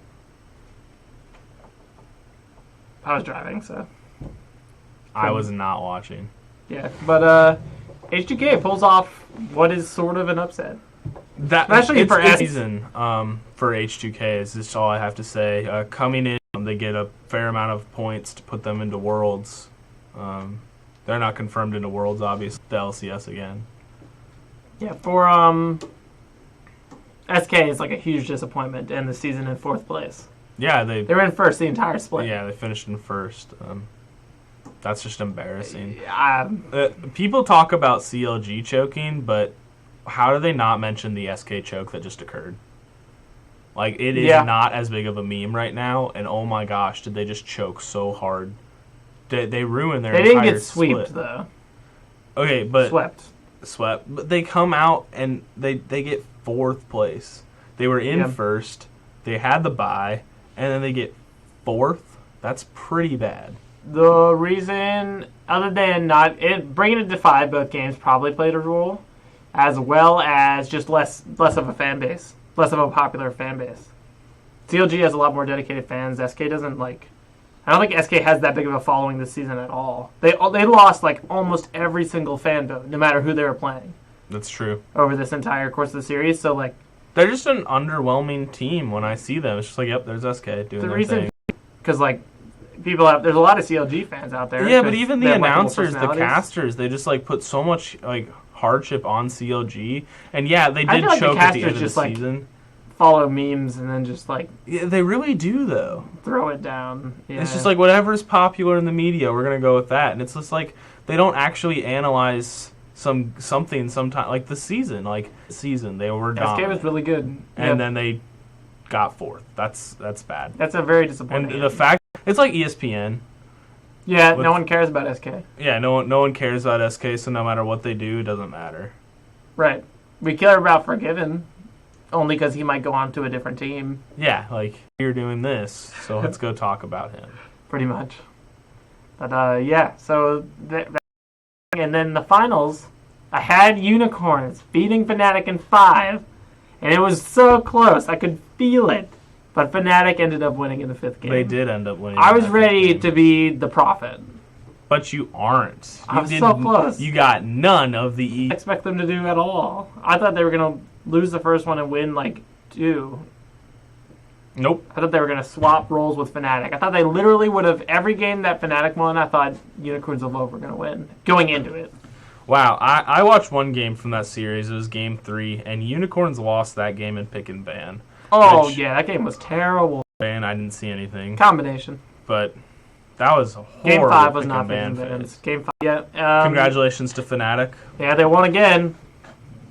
Again, I think. They've won 4 times now, I think. Yellow Stars won the EU LCS 4 times. I think it's impressive, though, because it's the Fnatic brand, which is like, yay, boring. Yeah, but it's not like it's a good organization. It's not like it's Cloud9 where it's the same 5 guys winning every or something. It was for every other season, but yeah, this season's brand new. This season's brand new, so I think it's very impressive that they can come in with one player being there, great leader, Yellow Star, and they come into a league with tons of strong teams like H2K and Unicorns of Love being there competing for those top spots, and they still win. So that's really impressive for the organization, and I don't feel as bad saying, well, Fnatic won it again, because it is, and I am proud of the new Fnatic. Yellow Star and the rest of Fnatic. Yeah, Yellow Star. I mean, none of us even believed in him. No. Did we draft any Fnatic players? I drafted Yellow Star. Yellow Star was the only player drafted. The last round. On that entire Fnatic team from our fantasy league. Yeah, from our fantasy league. Because no one predicted them to do anywhere near as well as they did, and then they won the entire thing. Yeah, I love Yellow Star as a player. Finals. No, and they took it to Game 5. Yeah, they did really well. Holy crap. Props to Unicorns, props to H2K. I hope they come back, and I hope those two compete for first place again in the summer. Yeah. But quick statement here for me, though. Sure. Watching the EU games compared to the NA games this playoff, I do not think the EU could stand much of a chance against a fair amount of the top NA teams. Yeah. Like, I feel like the top 3, 4, that seems like too much of a stretch. I feel like the top 3 teams in NA would have won Europe. That's fair. And I don't think it was always oddly chaotic. For being a 5-game series, like we'd have these random times where a team would just completely lose in pick and bans, and like other times where they'd play a weird comp and then like not play it anywhere near how they're supposed to, and we just end up with like 70 kills. Which was no doubt fun to watch because all the teams were just running at each other like morons. Yeah, it wasn't the same EU style in the one game it was like I watched. It was like 30 kills for Fnatic or something. We're going in for kills and like effectively, like Fnatic just went in for kills, period. Sometimes it was the right move, sometimes it wasn't. Right. But they went in every time. They never didn't seem very calculated. Like No. And I feel like against a team, especially like TSM, TSM looks like a top team in the world right now. Well, they are based on IEM and stuff. So. Yeah, and even Cloud9 looked pretty good compared to like every other team in Liquid. Yep. So yeah, that's a little weird right now for me. Maybe Fnatic will prove us wrong at the mid-season invitational. 3 teams already. Yeah, TSM beat Cloud9 final game. 1-3. And 1-3. Liquid broke the curse. Liquid did break the... Congrats to Liquid. In 5, I think, against Team Impulse. Yeah, congrats to Liquid, and congrats to Piglet for figuring out their issues. Yeah, that team's going to be strong going into the next split. Yeah. I don't think they're going to make any roster changes, which is always a good thing. I hope not. They shouldn't make any roster changes. I don't. There's no way they do, right? They come in with a new team, a new AD carry, a new logo. And they finally figured out new the end of the branding, season? and they figure it out. If they make roster changes, they're just going to struggle again, and maybe they'll get third place again in the finals, but it's going to be a long I'm pretty sure summer they won't. split. I think we're going to see a new mid laner for Cloud9, but I hope that's it. I hope there's not like a ton of changes, but I feel like we'll definitely see a new mid laner from Cloud9. Yeah, High's champion pool just isn't deep enough. And he can't play as much anymore. That's what is the killing point for me. Like, he just can't practice enough because of his wrist and his lungs and his... Yeah, he would be a great analyst. Yeah, maybe he'll be their coach. I don't know.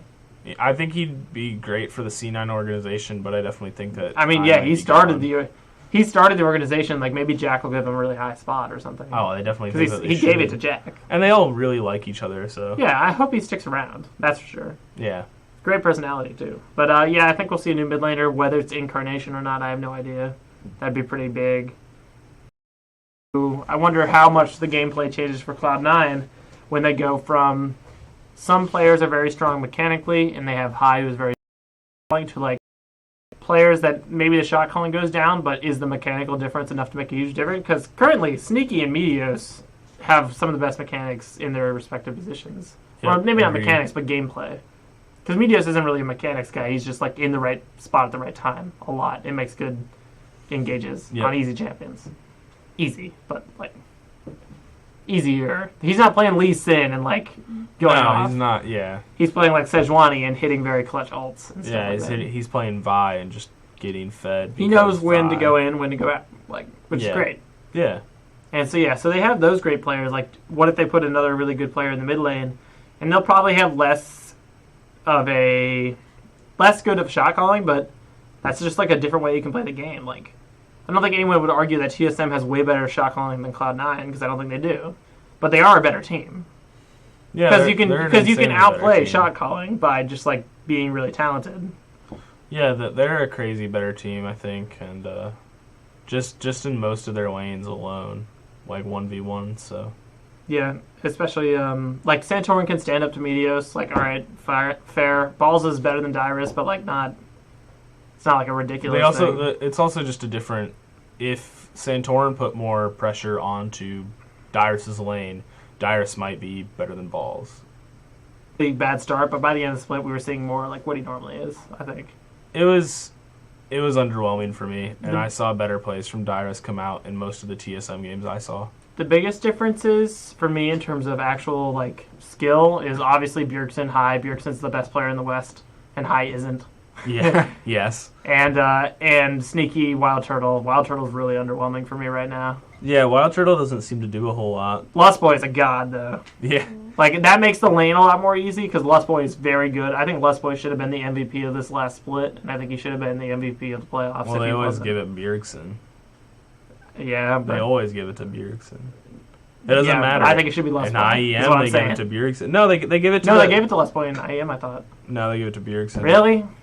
He plays the flashy role. He plays the quarterback. He plays the running back. He does. No one ever gives it to the strong tackle. Bjergsen at IEM, I think I'll give it to him. But I think Lost Boy was the MVP this split for TSM. Oh, I think Lost Boy was amazing. His stuff is... his play is just invaluable. This fight or any sort of speed up, they didn't have a Lulu. They didn't have anything for him to get in other than himself. And he still made incredible plays. There's a big play where Sejuani Meteos hits another awesome ult, hits 4 people. But it only hits 4 people because Lustboy in 0.1 seconds, saw the little ult come up and was able to flash out of the way. None of the other players on TSM flashed and got out of the way. Right. Just Lustboy, and since Lustboy did that, he was able to bubble and tidal wave and save everyone else on his team. That's other than insane. the one guy who died. Yeah, see... But they didn't even mention that. They were like, oh, wow, 4-man ult. It's like, well, it should have been a 5-man ult, but Lustboy is a beast. Yeah, Lustboy is really good, and I don't think they'll ever give the support.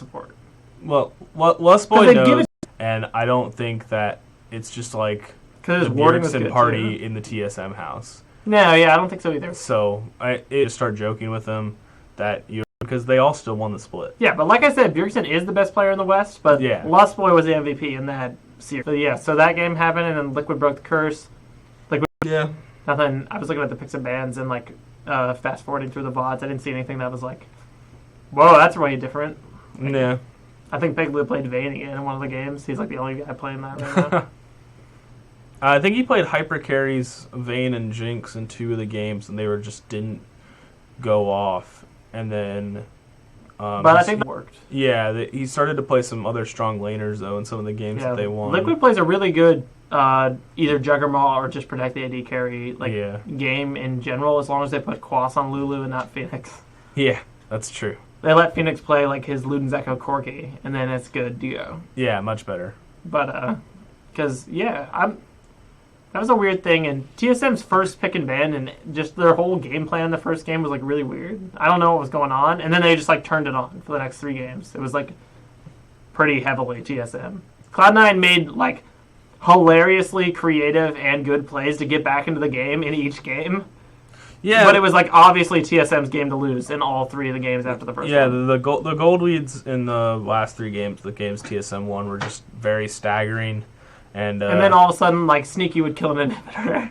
Yeah, well, they would do these things, and they do these sneaky things, and they're like, I don't know about this call. Sometimes. I don't know about this call, and it's like, well, what else are they going to do? Yeah. You're 7k behind. Are you going to sit at your inhibitor and wait for them to charge in with a Baron buff? Casters apparently wanted them to do. Yeah, that's the what do you want them to do? They're not going to win by just sitting in their base waiting for farm. They got to go do something, and they tried to make these plays, and they didn't pay off. Shocking, these sketchy, cheesy plays didn't pay off against TSM or any other LCS team, but they had to try something. Yeah, shout out to Rivington Bislin III, because his voice is cool, but man, Riv, Riv, you're a play-by-play caster.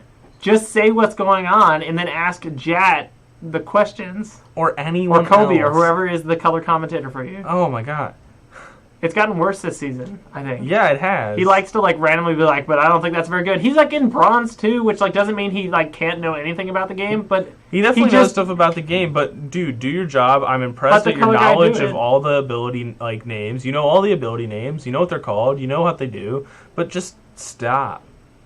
Stop with the strategy. Yeah. I would not give my opinion on strategy because I don't know it. Yeah, he'll randomly be in picks and bans. We'll pick up that for the counter pick, and Jat's just well, that's actually countered by the other guy. No. Or maybe we'll see that at mid lane, and it's no, that's for support or top. It's just just say what happened, and then you can't be wrong.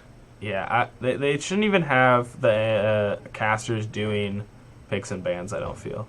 They should have it the analyst. I love the desk doing it from IEM. That was so cool. Yeah, the analyst desk should always do the picks and bans. You get more analysis. You have time to talk about the analysis.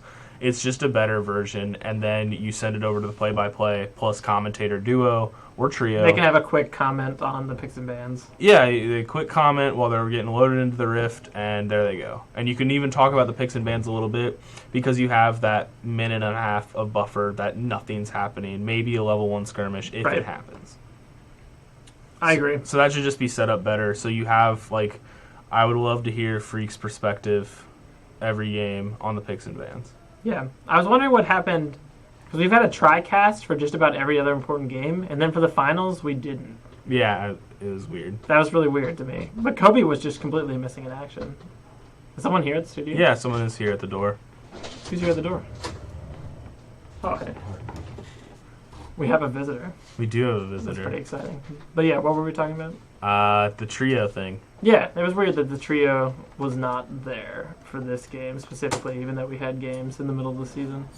Yeah, I don't know. It was really odd to see Freak not on the desk in the last games. Yeah, Freak's had out a lot of this season though, as far as actual casting. So have a lot of people. Like, in terms of... It seems like Jat, is that who's on? Jat's on it a lot. Yeah, Jat and Riv seem like they're on it all the time. Yeah. Yeah.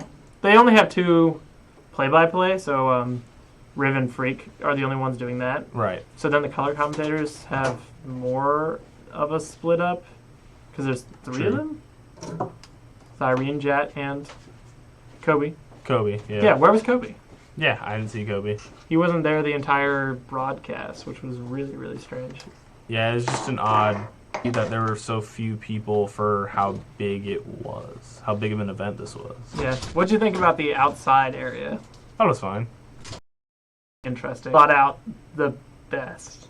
No, I definitely think it was based on a few things thrown together, but I thought it was fine. It's kind of like College Game Day, if you've ever seen College Game Day. That's what they did outside. So right. Like that's a cool idea. Great idea. Mm-hmm. College Game Day, key part, they elevate the stage very high. Yeah.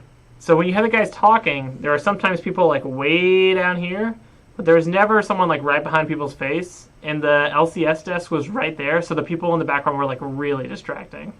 Yeah, the College Game Day thing just had it more thought out. They're definitely more professional and have done it before.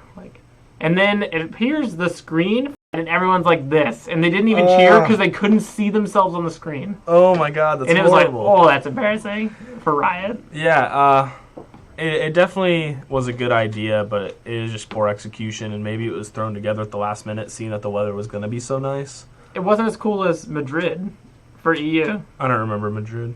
Oh, this for the finals in EU. Oh, yeah. It was in a giant stadium in Spain. That stadium was huge. That was awesome. I loved where the desk was. Everything was great. NA was in the studio.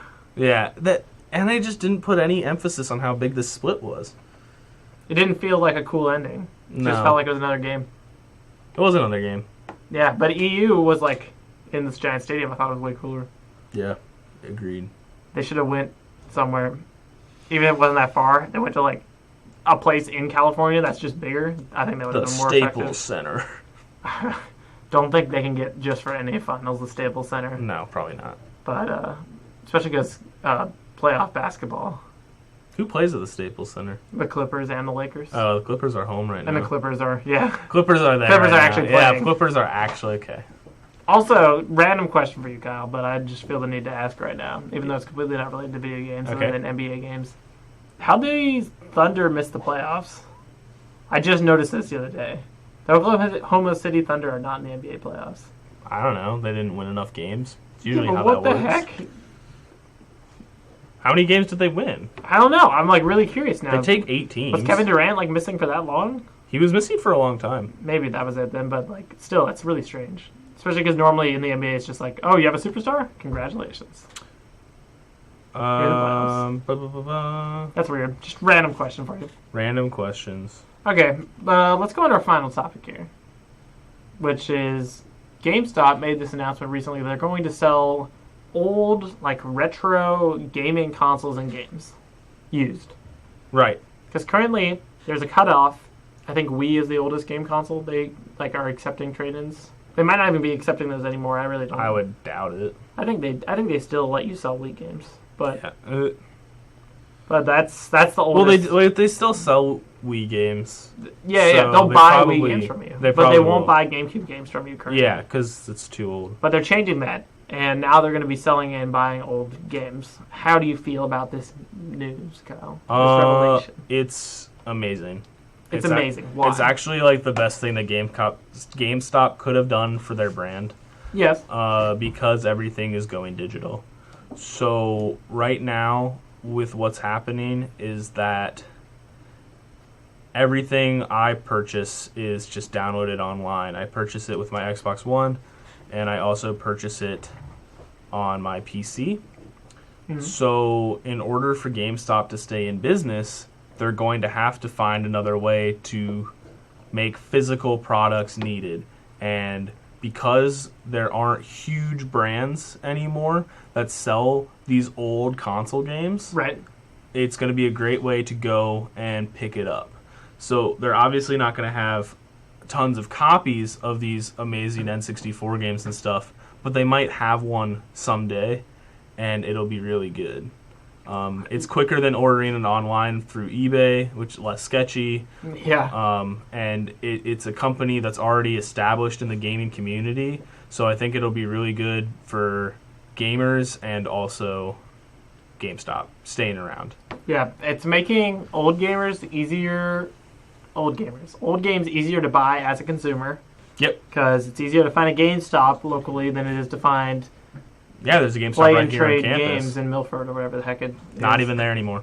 Yeah, like those are the other games. Those would be the game and GameSwap and like those kind of GameSwap's gone too. Yeah, exactly. They've gone out of business because they were focusing on that kind of stuff, and they weren't as tycoons, and that's why this will work for GameStop, is because people already come into GameStop to buy games. Yep, and I agree. When you're looking at new games, people are shopping at GameStop less and less and less and less and less. Because you don't need to. You don't need to. You can buy it digitally, and if you're not buying it digitally, you're probably maybe not into it as much, and then a lot of times people are buying it at Target, Walmart, Best Buy. Like, you can buy it other places. There are tons of other places to buy these video games. Like, more convenient places, even especially if you're like a parent. Or, like I can go grocery shopping and then get a game. Yeah, I'll pick up a game too. Like, I didn't know that was out yet, or something I'll get a refrigerator and also buy a game. Right. So, now with GameStop buying these old games, you have a way easier place to sell your old stuff if you wanted to. Right, which they'll still give you $2 for like 900 games. But yeah, it's still gonna be that's a bad GameStop.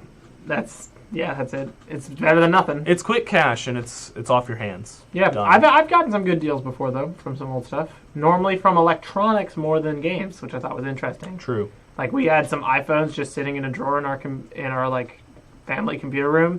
It's like, oh, this old 3GS. Like, oh, here's $50. It's like, awesome. Yeah, I'll take $50. Like we had our iPhone 4s, like once we had upgraded to 5s, and we got like $100 each.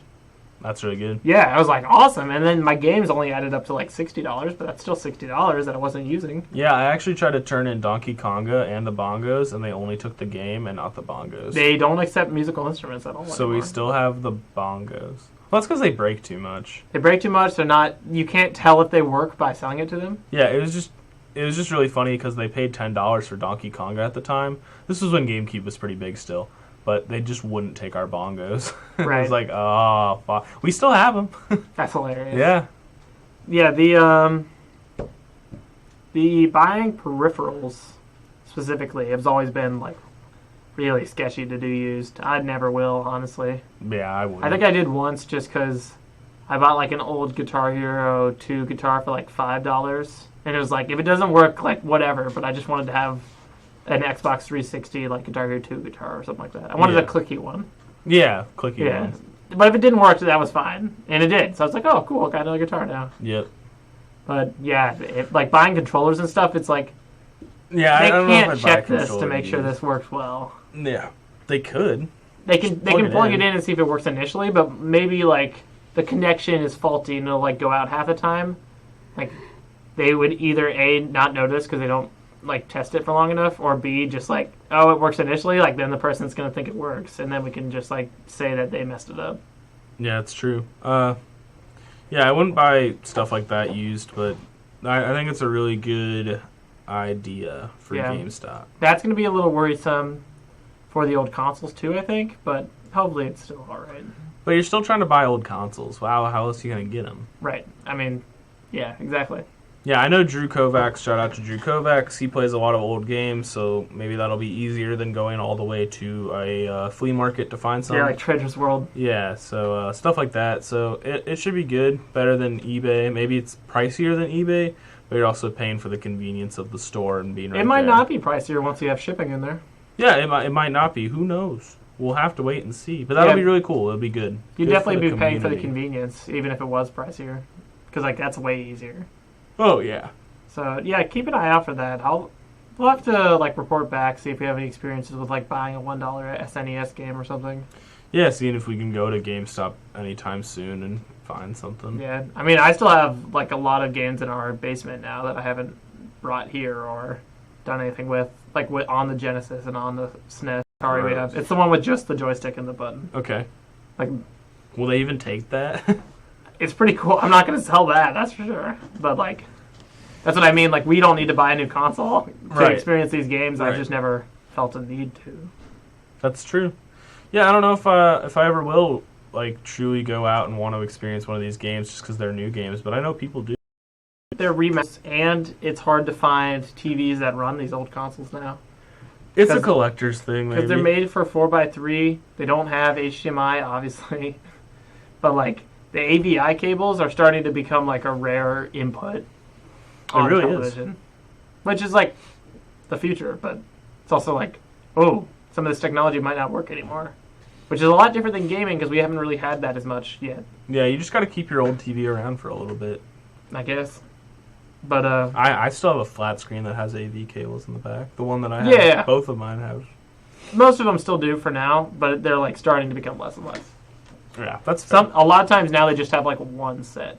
Instead of, like, in the old days, they had, like, all your video inputs were AVI. Yeah, I know. And now One it's like, set's all you need. it's like, here's 2 HDMI cables and 1 AVI. Yep. Yeah, which, I mean, isn't bad. It's just No, it's all you need. harder. Yeah, it hasn't really gone through yet. With music, we had, like, vinyls. Okay, vinyls are obsolete. Like, tapes. Okay, tapes are obsolete. CDs. Now CDs are almost, not really obsolete, but that's like a huge change They're that getting there. the music industry, specifically floppy disk, or not floppy disks are pretty useless, but tapes are, like, super useless right now. Yeah. And we haven't really had something like that in gaming. We haven't Not- had it so, not like, our yet, consoles but can't I think run we're- anymore. I think we're getting away from it. I think it's coming soon. I don't even know. Well, maybe they'll have a disc drive for like DVDs and stuff, but you can also buy those online. I don't know.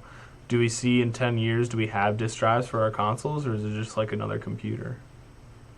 Well, computers have disk drives. That Apple doesn't anymore. They have an add-on for that. True.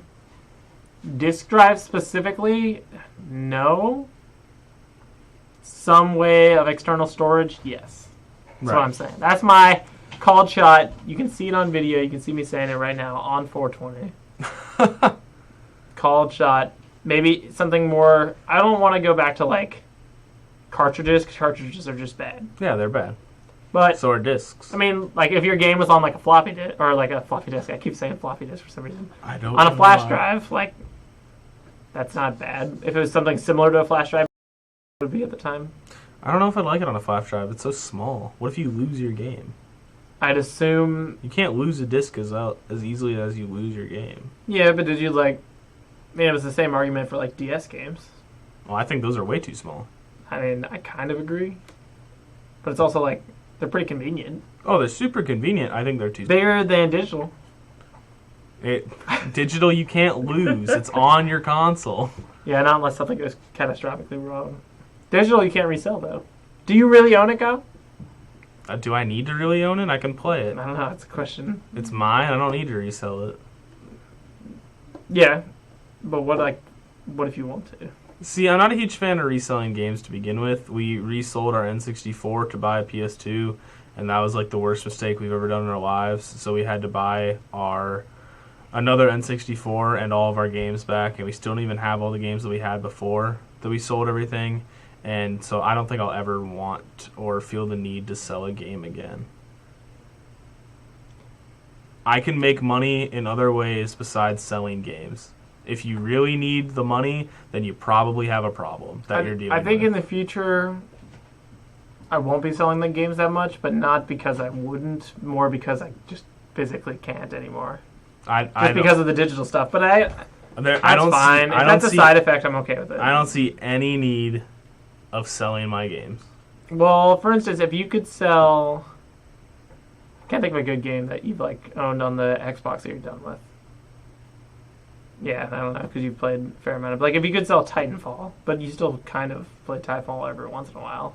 I wouldn't sell it. There's no need to sell it. Yeah, well, it depends on Unless how it's much like money sell Titanfall and get 9 games for free, then there's no reason I need to sell Titanfall.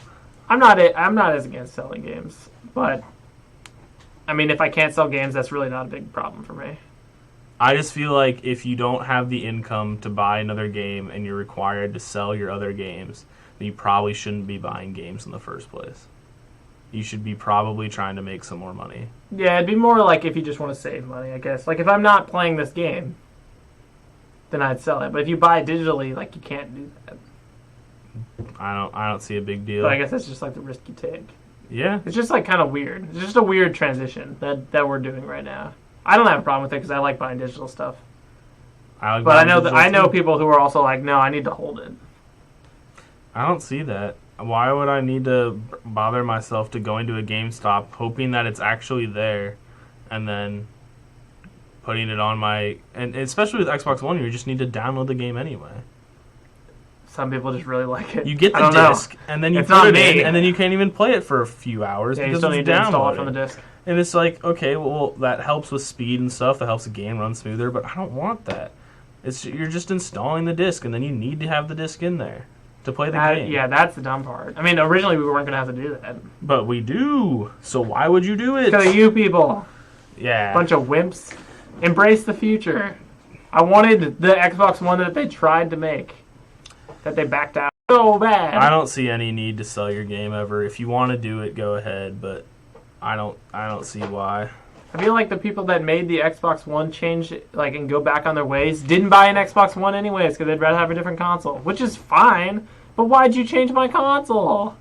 I wanted the future. No, you don't get the future now. I know. It would have been so cool, though. You could share games all across digitally. You just put your disc in once, and then it's like, all right, I've got my game. I want to switch to this game. Cool. It just worked like that. Yeah, you can do that digitally. Yeah, you can do it digitally too, but that was also the case then. And you can just sign in to other people's Xboxes and play there. If you buy it digitally, you can download it before the release date and be ready to play. Literally, not in all games, but yeah, big games. Big games. You can play it like right then and there when it's supposed to be able to play. Why would you ever want to wait in line to buy a game? Why would you ever want to wait in line to buy a game, period? I don't know. I've done it once. I've done it before. I didn't think it was that. I actually think they're kind of fun. It was fine, but they're not needed anymore. Yeah. True. Would you go to a midnight release of a movie ever, though? Star Wars, specifically? No. It's not like Christmas. The midnight release can't be on Christmas, right? Yeah, it can. I just don't think they will, though. Like, it just doesn't seem monetarily, like, smart on their part. If they put it the day before Christmas, I think they get more people there. But it comes out Christmas Eve. Or Christmas. You think it'll come out, like, 8 p.m. on Christmas Eve? Yeah. Which I'm okay with. I don't know. That's fine. Whatever. Yeah. Yeah. I'll see it then, maybe. We'll see. We'll see what the rest of I will not see it on release date. There's no need. I'm sure JJ is going to keep his cards really close to his chest. So I don't even have a huge desire to see most movies in theaters anymore because I know I can just wait. Like Star Wars, I definitely will want to see in theaters. Avengers 2, I'll probably see in theaters. But some of these other movies that are coming out, it's just like, all right, well, I can totally just wait for it to be on DVD. And I can buy it. Or on Netflix. Or on Netflix. Or on anything else. Yeah. So you still buy DVDs, though? Yeah. A lot of people have gotten rid of that. I love DVDs. As a thing. So why don't you buy those digitally? I don't know. I like DVDs. Just not as good of a distribution thing? Or like, okay, so if there was a thing similar to X, which I mean there kind of is, but there's not like a leading, it's not as obvious, I guess. Like if you could buy digital copies of your DVDs. Well, they do have digital copies with the disc. Right. But if you could just buy digital copies and not have to go to the stores, would you stop doing that? Yeah, I probably would. It's just not it's just not as big of a library of movies, I feel. It's not as readily available. It's kind of weird. There's not a big name in DVD online purchase. Yeah, because it feels like more people pirate the disc than you can buy online digitally. Well, you can. That's weird. Yeah, I don't know. It's not like I can get an app on my Xbox One that's like a DVD library. Well, you could.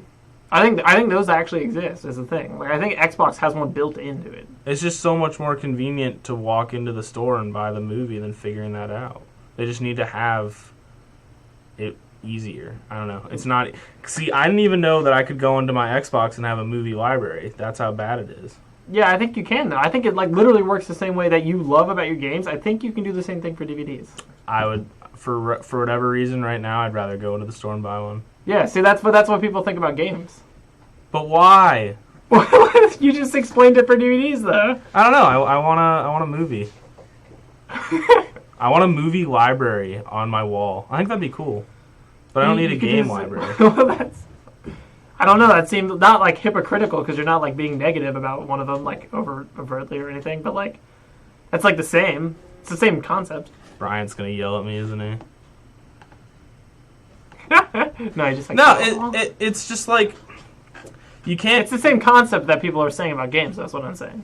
Yeah, I not understand. That it's wrong either way. I just thought of this. I have Serenity on my Xbox. Yes. I have the movie Serenity on my Xbox. I don't even remember I have that movie half the time because it's just sitting on my Xbox. I don't know where to find it on my Xbox. Yeah, I think it's in the Xbox Movies app, I'd assume. You'd assume, but you don't even know. Yeah, it's called Xbox. It might just be called Xbox Movies. It used to be called like Zune something or other when Zune was still a thing. Weird. On the 360. But, yeah, well, that's the thing about these games. It's the same way. Okay, so for your DVD, it's a little more widespread for DVDs. Don't get me wrong. But when you buy a movie digitally, much like a game, you only have it on that console. Well, as technology increases, that isn't the case, but that's pretty much how it is for most things right now. Yeah, you don't need it. I don't need that game on another console. Because consoles like specifically. Yeah, you can't buy an Xbox One game on a PS4. Right, but or a computer. But if I buy a DVD, I can do it on anything. Yeah, but that's what I'm saying. You can move. Well, I guess I don't buy DVD. I buy Blu-rays. Right. The same thing. You can basically. You can move around the DVD because you like own it, like you hold it, and it's like, oh, I'm going here. I can bring this here. With an Xbox One game, I have it on my Xbox One. And I'm pretty sure I can log on a different Xbox One and download that game. Yeah, but you can do the same for movies.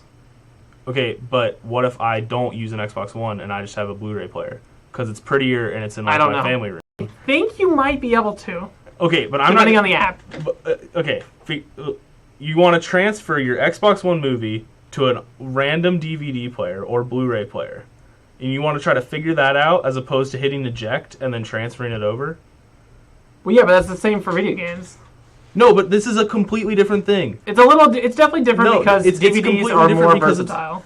They don't just work on the Xbox One. Right. I can't eject an Xbox. Why would I ever eject my Xbox One game and put it on a different Xbox One console? I have one Xbox One. If you go to a friend's house, is the theory. That's not how this is going to work with my life, though. Well, yeah, but if I go to a friend's house, we can download it. I can have him download it before we even plan on hanging out. If it wasn't for the stupid get the disc and then it has to install anyways, then it would be a lot more instant to be able to eject your disc and then bring it in the other If I didn't have to install my disc anyway, I would have all discs. Okay. But I don't see the need because I have to install it, and it just takes longer. It depends on the game also for that, though. It's not like every Xbox One game is making takes an install a year. For but if I have a DVD and I go to Melissa's house, she doesn't have an Xbox One. I'm going to figure out how to transfer that over from my Xbox One if I'm at Melissa's apartment and we're trying to watch the DVD or we're barriers. Right. That's the same idea people have for games is what I'm saying. But there's Xbox One specifically definitely makes it harder because you can download it. No, but it doesn't make any sense. For the PS4, when you do it digitally, you can't just download it to somebody else's PlayStation. Okay. Then do you buy a disc? Yes. Okay. So yeah, but that's what people are doing for the Xbox too, is what I'm saying. They don't care about that install time. That's fine for them. That's better than downloading. Okay. But that's the theory behind it. It's the same as your DVD thing. It's just that DVDs are more versatile. It's just that DVDs can be played on literally anything else ever. Except for the Wii U. Okay, but they can be played on my computer. They can be played on Melissa's computer. They can be played on your computer if you have the adapter. They can be played on a PS4, a PS3, an Xbox 360. They can be played on so many different things.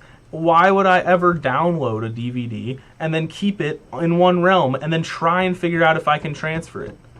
Well, I don't know. Well, hopefully if you did research, I'm pretty sure we can just transfer it. I think it's an easy thing.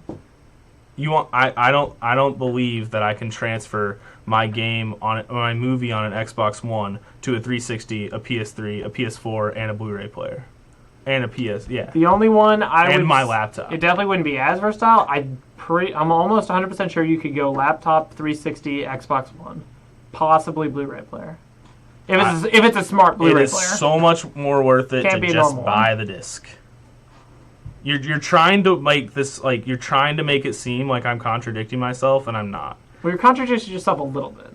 I'm not. But I definitely see what you're saying. You're literally trying right now to make me contradict myself, and it's a little annoying, and I'm not. Brian, stop this. Well, the show's almost over, Brian. Stop being salty. I'm not being salty. I was just bringing up the point of what other people would say, I think. Okay. Because I download stuff too, and buy DVDs. Well, actually, I use Netflix more than I buy DVDs. I don't really buy DVDs anymore. Netflix doesn't have a big enough selection of new movies. I do every once in a while. Yeah, we'd have to find a new service that could sell current downloadable things that goes over. Hey, there's our business plan. We said it on the air though. Okay. Well, at least it's filmed, so we remember it. Yeah, we remember, but so does everyone else. Well, we'll get it out there before then. Don't steal our idea, listeners. But isn't there like intellectual property rights? Yes. We said it first. We can prove it. Yeah, I think so. Especially because we have it on tape. Yep. But thanks for listening. Thanks for watching if you were watching. It was a great trial run. Hopefully it worked all right. I noticed I needed to change my bitrate since we were down here. Internet got a lot worse since I changed it. Hi, Jake. Hey. But, yeah, thanks for listening, watching. Good game. You have anything to say, Kyle? Good game. Good game. Wait, we need to play music, too, for the radio people. Bye, everyone.